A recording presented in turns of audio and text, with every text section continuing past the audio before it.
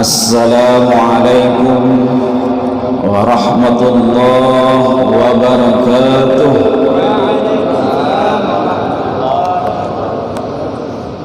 Hamdan wa syukran lillah, wassalatu wassalamu ala rasulillah Sayyidina wa maulana Muhammad ibn Abdullah wa ala alihi wa ashabihi wa mawala, amma ba'd.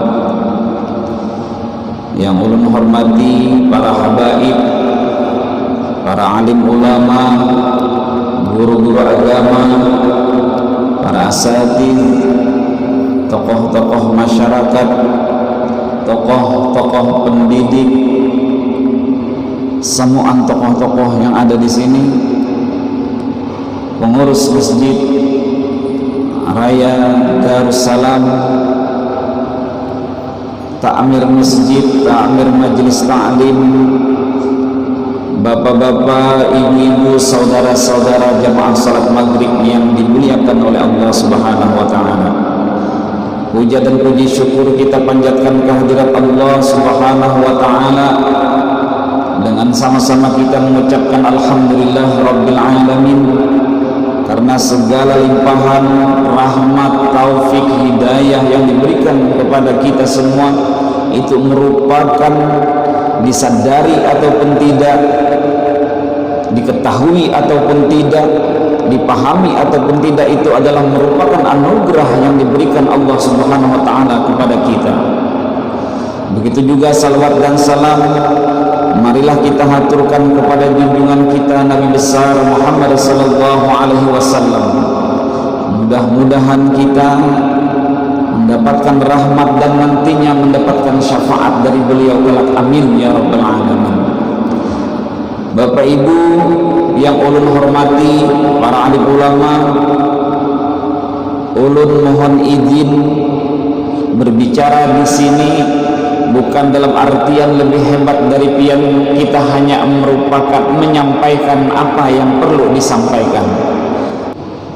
Ada di antara di sini guru-guru ulun, ada yang di sini lebih tua daripada ulun, ada yang di sini lebih senior daripada ulun, ada yang di sini lebih tajam dan lebih kuat, lebih dalam ilmunya. Maka ulun mohon izin untuk duduk di sini di hadapan Buan Pian. Bapak Ibu yang ulun hormati, kitab yang ulun pegang ini adalah kitab Nasaihul Ibadah.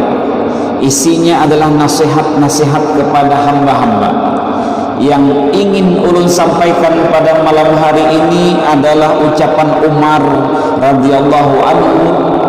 Kata Umar, asyaratun la taslahu bi ghairi asyaratin. Ada 10 perkara yang apabila tidak baik 10 perkara ini, maka tidak baik pula 10 perkara lainnya.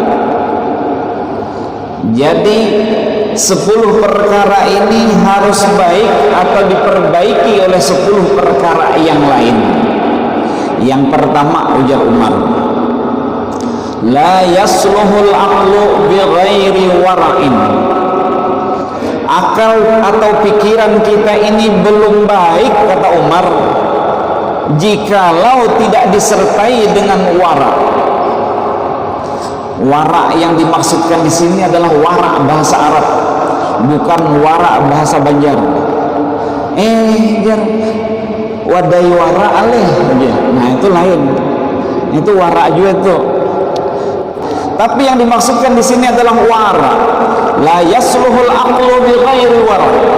Akal pikiran kita tidak bisa baik jikalau tidak disertai dengan sifat wara. Apa yang dimaksudkan dengan wara tersebut?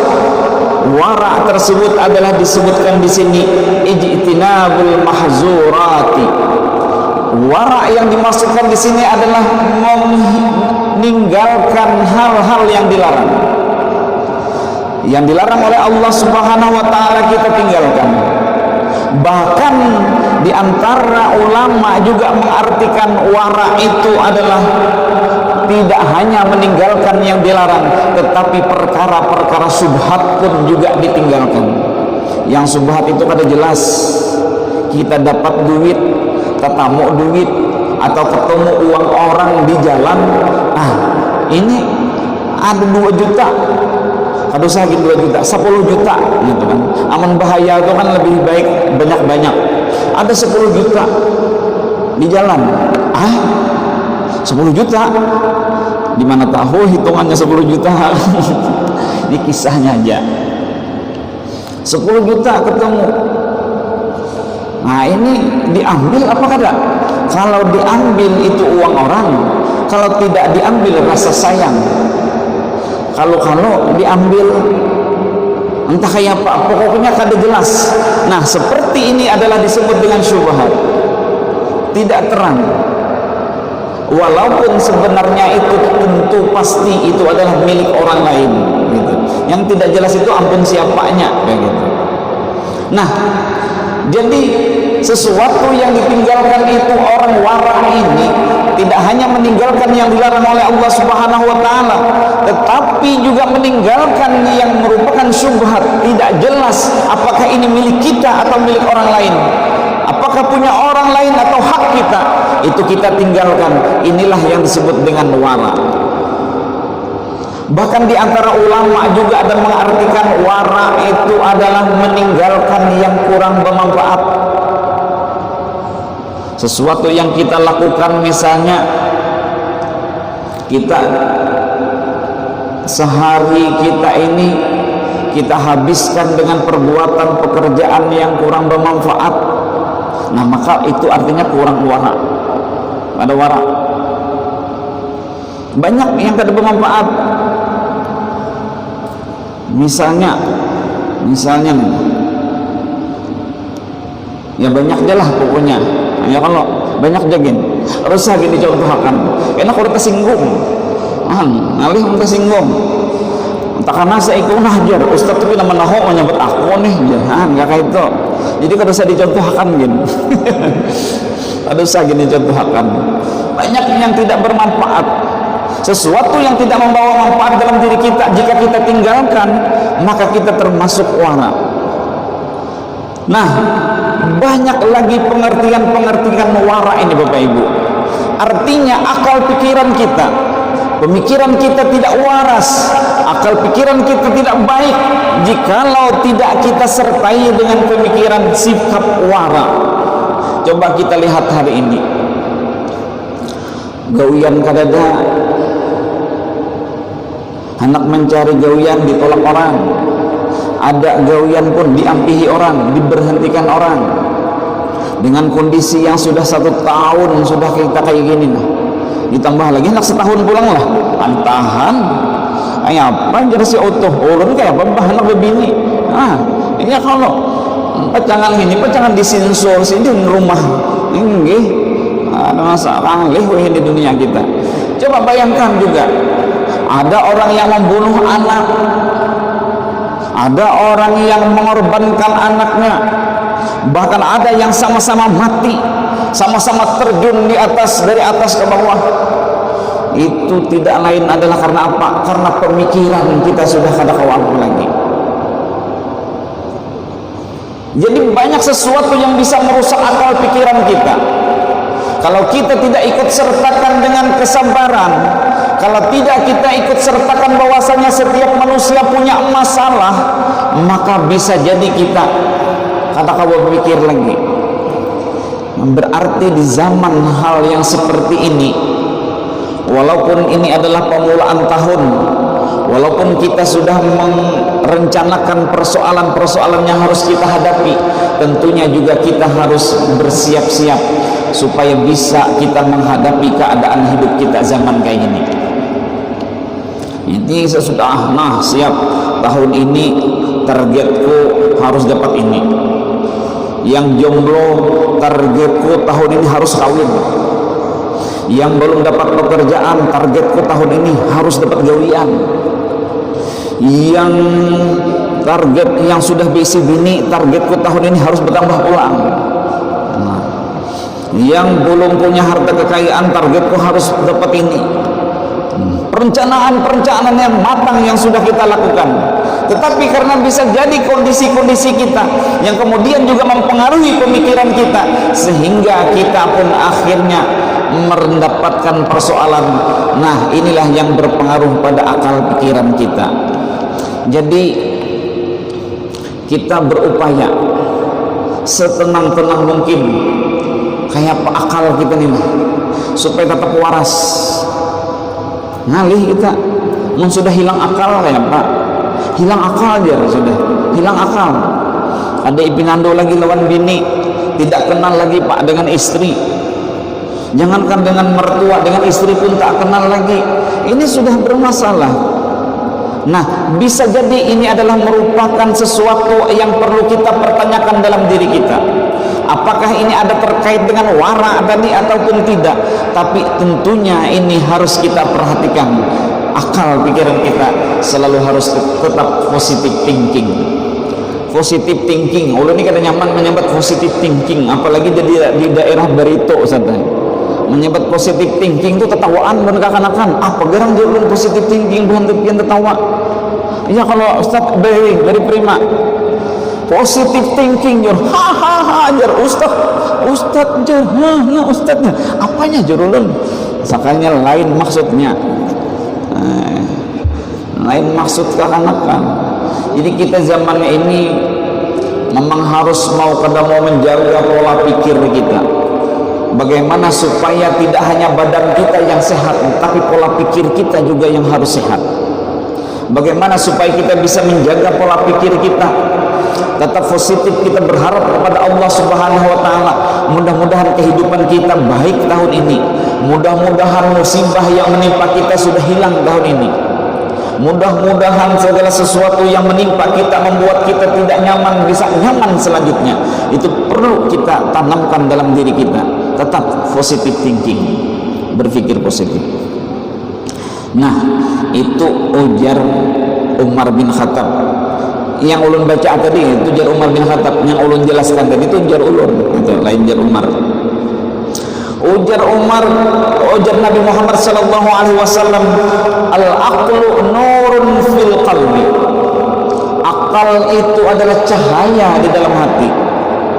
Bagaimana bisa menjadi cahaya? Bagaimana akal bisa bercahaya? Kalau misalnya akal kita sudah dipengaruhi persoalan-persoalan yang membuat kita tidak mampu membuat terang pemikiran kita, maka berarti tentunya supaya akal kita ini terang, supaya akal kita ini bercahaya, berarti kita menjaga akal pemikiran kita. Kita kada memikirkan masalah orang lain. Kayak apa misalnya orang berjalan tahiring kah, kan usah memikirkan. Orang miring aja dipikirkan. Orang miring berjalan aja dipikirkan kita. Aduh, sudah persoalan hidup dunia kita ini sudah banyak. Ya Ustaz, Beb, sudah banyak memikirkan orang berhiring berjalannya. Lihat, berhiring berjalannya di depan diri. Mau ulah macam-macamnya.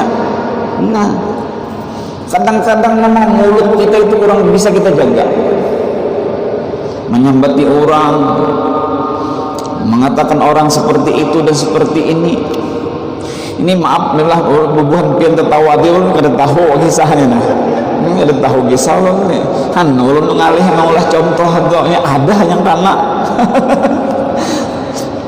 Intinya kita jaga akal pemikiran kita, jaga juga lidah kita. Nah, itu yang pertama ujar Umar. Yang kedua, walal amalu bi ghairi ilmin. Tidak baik amal perbuatan kita, amalan-amalan ibadah kita yang kita lakukan tidak baik kalau dilakukan tanpa ilmu. Al ilmu bi ghairi ilmin, ilmu tanpa al amalu bi ghairi ilmin, ilmu amal tanpa berilmu. Kira-kira buhan pian mana pilih? Ilmu tanpa amal atau amal tanpa ilmu? Kira-kira mana yang pilih? Amal tanpa ilmu atau ilmu tanpa amal? Mana kira-kira Bonpian pilih? Mana Bonpian kira-kira pilih? Amun dulu kedah hendak memilih keduanya.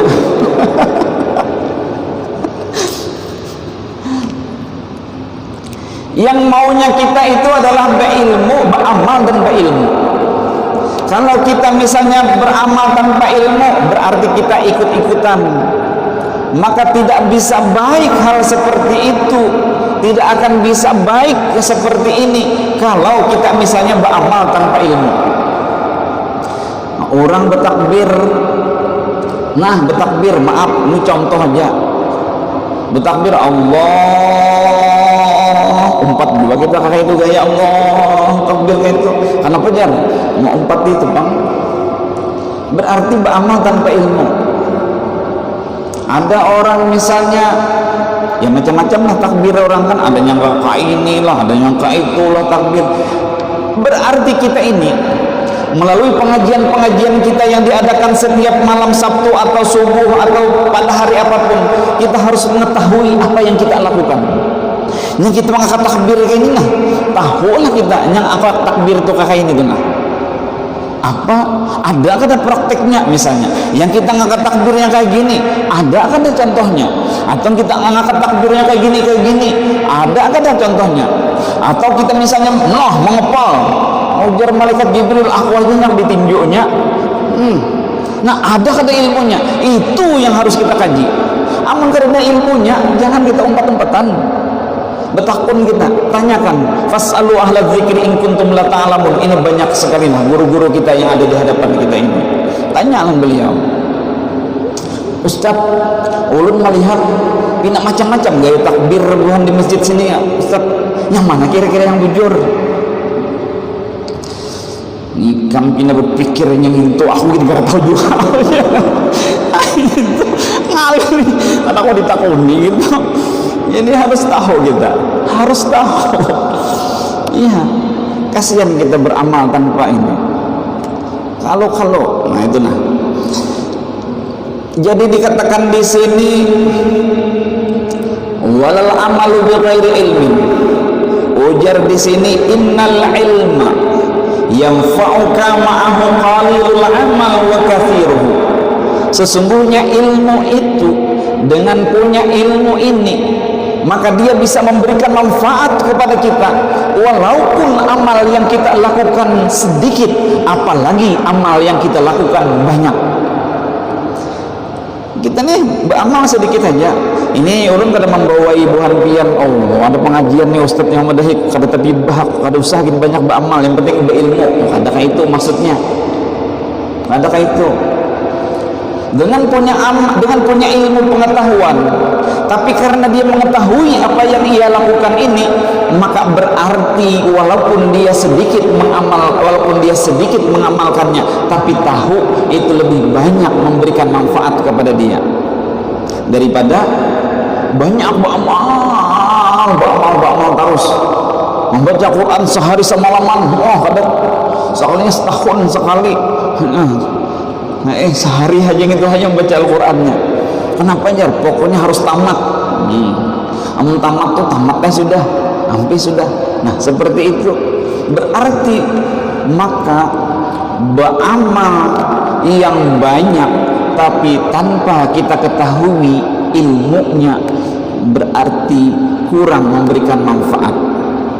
Jadi semua itu ada ilmunya, ada ilmunya. Maaflah, ini bukan apa. Ulun mendengar dahulu ujar perguruan amun hendak berbini 2, 3, 4 itu harus ada ilmunya. Iyalah Ustaz, mengaji sudah tahu kayak apa cara adil lawan bini, kayak apa cara menafkahi bini, sudah mengkaji semuanya. Datang kepada lawan guru ulun sudah basic kajian, nah sudah tahu nih cara-cara kayak pak adil lawan bini segala. Ujar guru masih kurangnya apa? Nah harta kira-kira kawah aja masih kurang. Ilmu yang perlu ikam dalami itu adalah ada lagi ilmunya, ilmu apa? Marukunakan, ngalih dirukunakan. Nah itu aja. Nah, berarti kan itu termasuk ilmu pengetahuan yang harus kita dalami. Nah ini kebanyakan kisah ngalih kan Nabi Bah. Jadi kita fokus ke sini aja. Walal amalu bi ghairi ilmin. Jadi tidak baik suatu amal perbuatan ini, tidak akan baik amal perbuatan itu jikalau dilakukan tanpa ilmu. Kita membaca Quran, kita harus mengetahui bahwasanya membaca Quran itu adalah disuruh, ada anjurannya dalam Islam. Kita bersalawat, lain bersalawar. Bersalawar kalau usah kita kisahkan. Bersalawat, kita bersalawat kepada Nabi. Kita sudah mengetahui bahwasanya ilmunya ada, bahwasanya salawat itu disuruh dalam Islam. Jadi kayak apapun orang datang mengatakan, kamu tak perlu bersalawat karena salawat ini tidak ada anjurannya. Kada usah kita datang, kada usah kita hiraukan. Karena ilmunya untuk bersalawat kepada Rasulullah itu sudah ada dalam Islam. Ketika kita berwirid, wirid kita seperti wirid waktu maghrib tadi, itu memang sudah ada anjurannya dalam Islam. Berarti memang kita beramal menggunakan ilmu pengetahuan, bukan berarti kita beramal kada pengetahuan. Nah, banyak lagi persoalan-persoalan yang lain. Yang selanjutnya, yang ketiga, ujar Umar bin Khattab ini,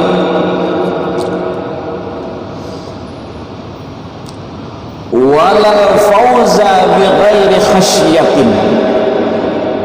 Tidak baiklah suatu keberuntungan itu kalau tidak disertai dengan rasa takut atau takwa kepada Allah Subhanahu wa taala. Bisa jadi kita melihat dalam kehidupan kita melihat bahwasanya orang kok selalu beruntung. Aja tetangga kita nih satu mat menukar mobil, sebentar ganti harta, sebentar kok punya rumah setinggi gedung. Rumah setinggi gedung maksudnya tinggi. Sebentar kok kemarin dengan istri ini, kok sekarang istrinya lain lagi misalnya. Waduh, kok untung banget. Maaf lah Pak Haji Ayah Handalah, untung banget orang nih. Padahal ini dilihat sambahyang kan tepi kata tepi sambahyang. Ke masjid pindah kada tepi ada. Termasuk dekat fakultas syariah tuh yang cak ada ke masjid biar. Kok ini tuh sambahyang kada, jangankan sambahyang, syahadat aja bisa kada tahu. Syahadat aja bisa kada tahu, tapi kok kenapa mereka beruntung? Kenapa hidup mereka nyaman? Kenapa mereka selalu dikabulkan oleh Allah Subhanahu wa taala? Loh, kok saya ini salat 5 waktu sehari semalam, berbakti dengan orang tua, kisahnya kayak itu. Taat kepada Allah Subhanahu wa taala. Harta orang memang tetap harta orang, bukan saya ambil. Milik orang adalah milik orang, bukan hak saya. Itu semua ya Allah ya Rabbi sudah saya lakukan. Kok kenapa hidup saya masih seperti ini? Sakit tuh ya Allah. Ujar kisahnya. Sakit tuh ya Allah. Nah, kalau kita membaca di sini walal fauza bi ghairi khasyatin, maka tidaklah baik keberuntungan itu kalau tidak disertai dengan rasa takwa. Bisa jadi Bapak Ibu, bisa jadi dalam hadis Rasulullah itu disebutkan, idza ra'aita Allah taala yu'til 'abda, jikalau engkau melihat Allah Subhanahu wa taala memberikan hamba, memberikan manusia ini minad dunya ma yuhibbu, yaitu apapun yang ada di dunia ini yang ia sukai. Inya hendak berharta tadi dapat, inya hendak berisi jabatan dapat, inya mau dapat pekerjaan dia langsung dapat. Tetapi wahwa muqimun ala ma'asihi, tetapi ia masih tetap hidup dalam kemaksiatan. Hidup beruntung tapi masih melakukan kemaksiatan, maka fa inna ma dzalika minhu istidraj. Rawahu Ahmad. Maka itu yakinlah itu adalah lanjuran dari Allah Subhanahu wa taala. Jadi mudah-mudahan kita itu kada sampai dilanjuri. Jangan dilanjuri itu kita lanjuran itu kayak ini nih. Kayak orang tua. Orang tua itu punya anak. Anak ini sudah dimodali berusaha. Modal, bah, saya ingin kerja, bah. Kerja kemana? Pokoknya saya ingin kerja ke sana. Modalin saya supaya bisa saya hidup di sana. Oh, bepupuan sakeluargaan sampai ke sepupu-sepupu mau pergi. Kenapa? Merasa syukur ini tulak pada rumah itu nah. Merasa syukur ini pergi dari rumah itu. Mah berkumpulan duit. Kumpulan duit. Sekalinya apa? Tulak. 2 hari setelahnya itu langsung boleh pulang ke rumah. Aduh, ujar kuitan gini. Apa ini kisahnya? Nah, pahamlah maksud ulun nih. Anak ini macalnya, dajalnya itu luar biasa dajal itu. Uyuh diurus. Anak nih. Lalu ini anak begawi ke kampung orang. Oh, bepupuan. Kenapa? Bersyukur, bersalamatan orang. Karena ia tulak pada rumah. Bersalamatan. Dimodali. Sekalinya 2 hari berikutnya kembali lagi dia ke rumah itu. Kembali lagi ke rumah. Aduh, sakit banyak kepala. Bila kada diberi duit, maka hendak dirabahinya rumah. Digoyangnya rumah. Kayak di hulu sungai itu kan masih rumahnya Betawi nih. Ada orang menggoyang rumah. Pian bahai bila kada memberi duit, ulun rabahi rumah nih. Rabah langsung rumah. Nah kayak itu kan imbah yang umaknya menyambat dasar ikamnya anak dajjal, tertawanya ulun anak dajjal pian rumahnya dajjal. Gitu dasar bujur anak itu. Jadi apa kisahnya? Kisahnya akhirnya orang tua ini sudah tidak mampu lagi mendidik anak. Tasarah ikam janakai. Ikam hendak melakukan apa aja tasarahnya. Ikam hendak jadi kayak ini kah, hendak jadi itu kayak itu. Ikam datang pada bapak, ikam kada datang kada bapak ke rumah nih. Pokoknya kami managari bila ikam datang berarti ikam hidup, bila ikam kada datang berarti ikam mati. Kalau kuitan itu sudah ucap kayak itu dengan anak, maka itulah yang disebut dengan istidraj tadi. Sudah dilanjurkan kuitan sudah tasarahnya. Begitu juga yang kita maksudkan di sini. Jangan sampai kita dengan Allah Subhanahu wa taala dilanjurkan oleh Allah Subhanahu wa taala. Jangan sampai kenikmatan-kenikmatan yang kita peroleh selama ini itu adalah merupakan lanjuran dari Allah Subhanahu wa taala.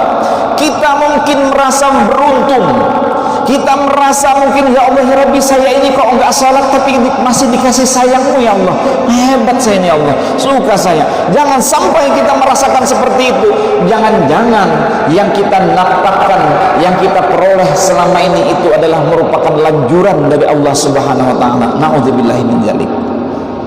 Nah, itu yang harus kita jauhi.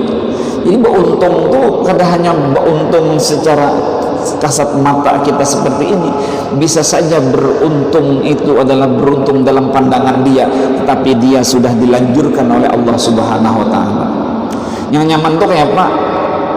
Yang nyaman tuh Ustaz, yang nyaman tuh beruntung lawan disayangi Allah Subhanahu wa taala, kan nyaman.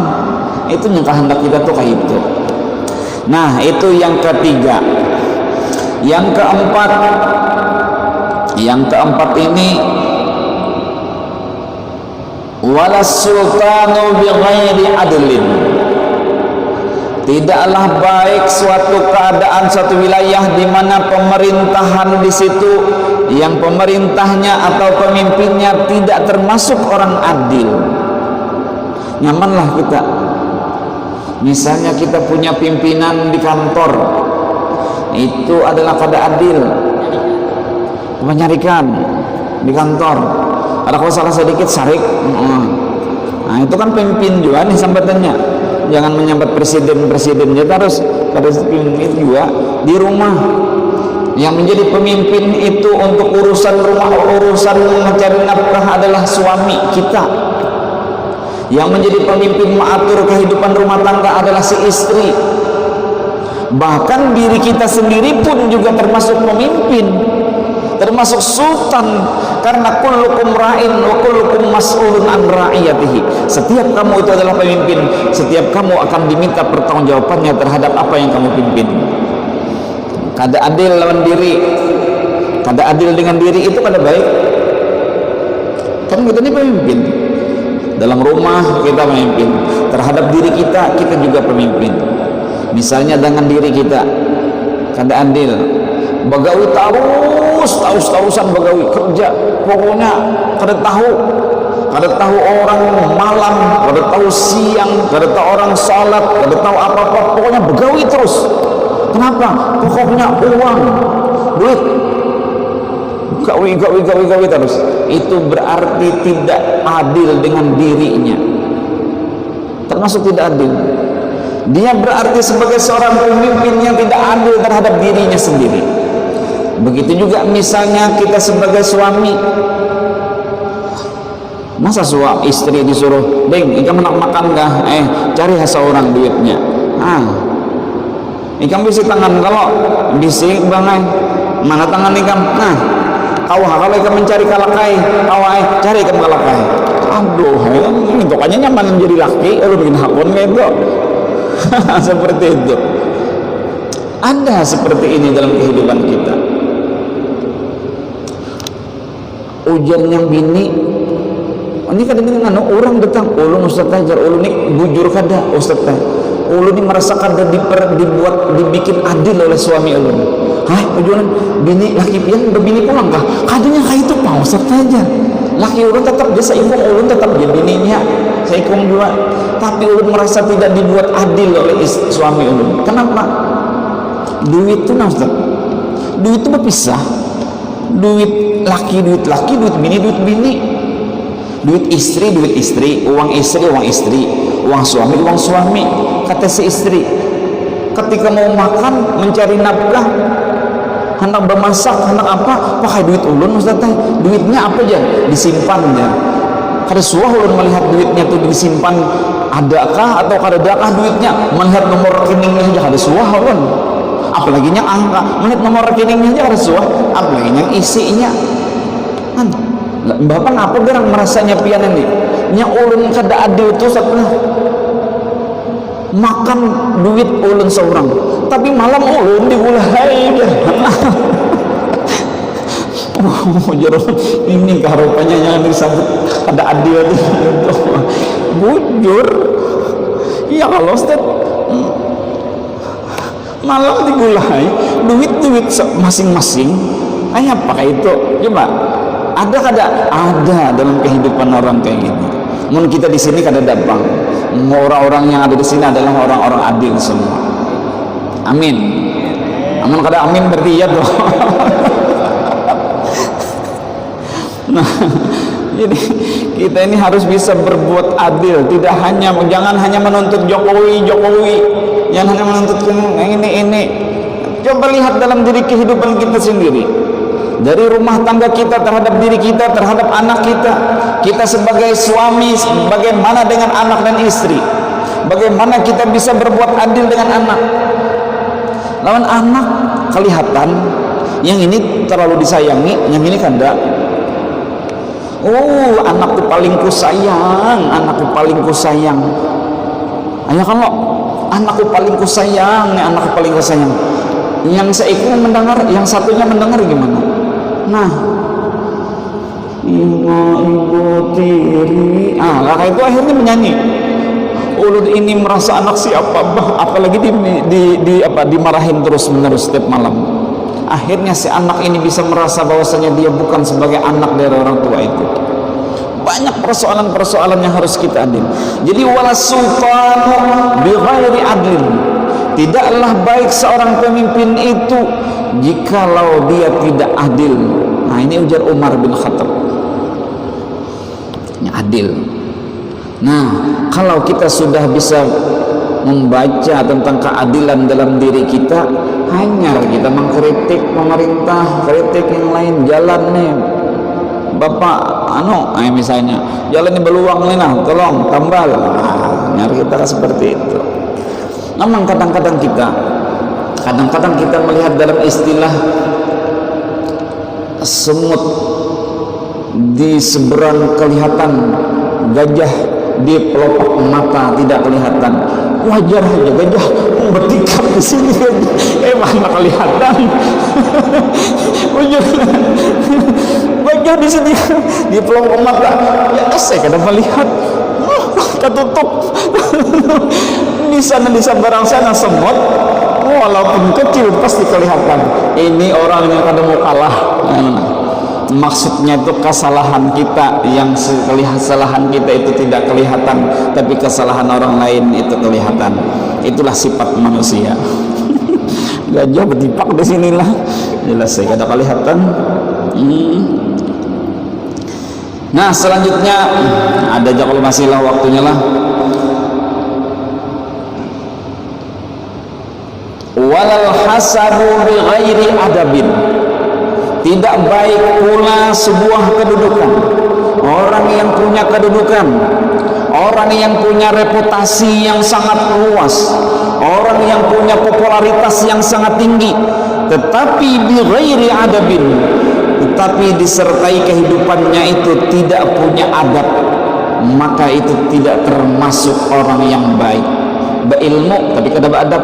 Makanya guru-guru kita itu sering mengatakan al ilmu fauqal adab, ilmu itu di atas adab. Adab al adabu fauqal ilmi. Nah bujur jarbian. Artinya bukan pian memperhatikan saja tuh nah apa yang Allah sampaikan nih ya kalau lah. Al adabu fauqal ilmi, adab itu di atas ilmu.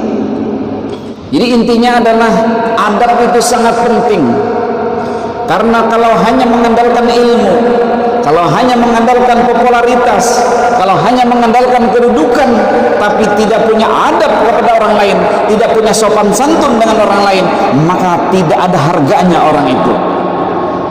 Bermobil,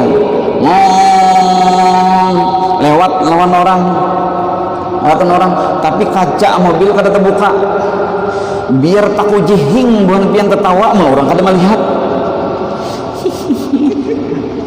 Menegur orang nih, anak merawak menegur orang, tapi kacanya kaca 2 cm tabalnya kada kelihatan. Jangankan orangnya, jangankan giginya, muka orang aja kada kelihatan.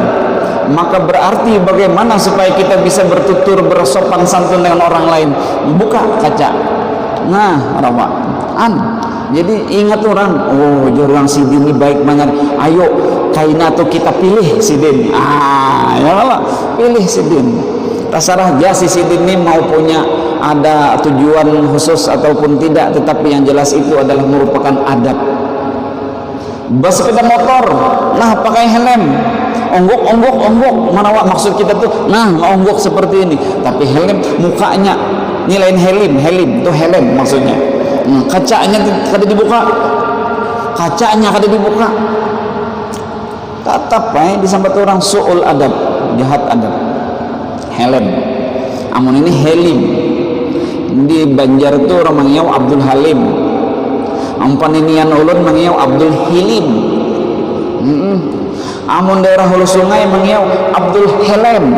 Aduh jolon nih ngalih bener ngaran ulun nih, tapi ulun bangga Ustaz Bipai, bangga ulun cari di Google juga buat pian cari Abdul Helim, ada di Indonesia nih, ada satu-satunya. Jadi mending ini jadi penjahat paling cepat ditemui orang. Itu. Nah jadi adab kita berikan sopan santun kita kepada anak-anak kita. Ketika kita ingin lewat di hadapan orang tua kita, maaflah ulun kada kau mencontohkan. Ketika kita jalan kita nunduk sedikit, itu adalah merupakan adab kita.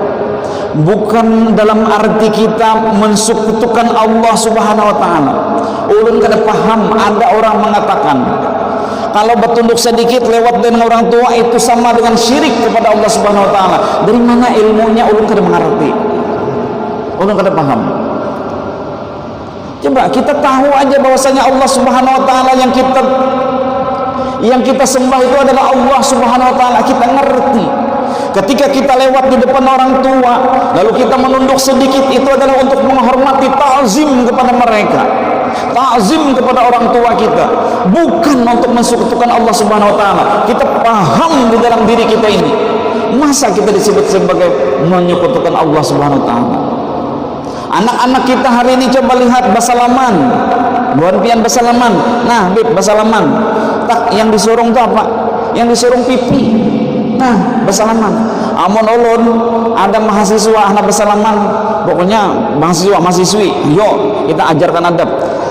Ada maksud tujuan yang lain tuh, walaupun masih anom tuh, nah ada maksud yang lain.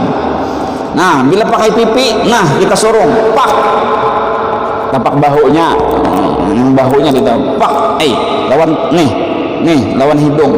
Bersalaman tuh kayak gini, nah itu dengan anak-anak kita. Hari ini banyak kita membiarkan anak-anak kita kalau bersalaman pakai pipi. Karena apa? Karena ada orang mengatakan kalau bersalaman dengan hidung lalu disampukkan dengan dahi, itu artinya sama dengan mensekutukan Allah Subhanahu wa taala. Karena apa? Karena dahi ini adalah digunakan untuk sujud kepada Allah Subhanahu wa taala. Ya Allah ya Rabbi. Ulun kada mengerti itu mah. Kita mengerti karena bersalaman ini adalah ta'zim kita kepada guru, ta'zim kita kepada orang tua. Masa disebut bersalaman kini disebut menyekutukan Allah Subhanahu wa taala? Untuk menghindari supaya kada menyekutukan Allah, bersalaman pakai pipi. Padahal adab yang diajarkan itu adalah bersalaman itu seperti ini. Nah, itu aja. Jadi adab ini sangat penting. Makanya kita ini ada yang berprofesi sebagai guru, ajarkan anak-anak murid kita kalau bersalaman, biar ini apalagi musim salesmaan. Nah, sorong-sorong ada apa? Nah, murid yang kecil-kecil basah tangan guru, kayaknya karing aja. Karena satu yang basah, karena satunya kering. Satu lagi, akhirnya kering tangan itu kan. Ya tak masalah. Kita ajarkan seperti itu dengan anak-anak kita dan guru dan murid-murid kita. Nah, itulah yang disebut sebagian daripada adab tadi. Kayak gitu juga adab seorang suami kepada istri, adab istri kepada suami, adab anak-anak kepada orang tua, adab bawahan kepada pimpinan, adab pimpinan kepada bawahan, semuanya. Kalau sebagai orang yang berpengetahuan, maka tentunya juga dia akan memelihara adab yang baik. Habis sudah waktunya. Barangkali itu yang bisa ulun sampaikan. Berarti hanya 4 persoalan yang diantaranya 10. Berarti insya Allah mudah-mudahan di masa yang akan datang, di waktu yang akan datang, kita bisa sambung lagi. Yang pertama adalah tadi kita menyampaikan bahwasanya tidaklah baik sebuah akal itu tanpa disertai dengan sikap wara. Yang kedua, beramal itu tidak baik kalau tidak diiringi dengan ilmu. Yang ketiga, tidak baik satu keberuntungan kalau tidak disertai dengan takwa kepada Allah. Dan yang keempat, tidak baik seorang pemimpin itu kalau tidak disertai dengan rasa adil. Dan yang kelima tadi adalah bahwasanya tidak baik suatu kedudukan ilmu atau apapun tanpa disertai adab. Barangkali itu yang bisa ulun sampaikan. Mohon ampun maaf atas segala kekurangan. Terima kasih atas perhatian buan-pian. Terima kasih atas kepercayaannya. Mohon ampun maaf. Wallahul muwaffiq ila aqwamit thariq. Assalamualaikum warahmatullahi wabarakatuh.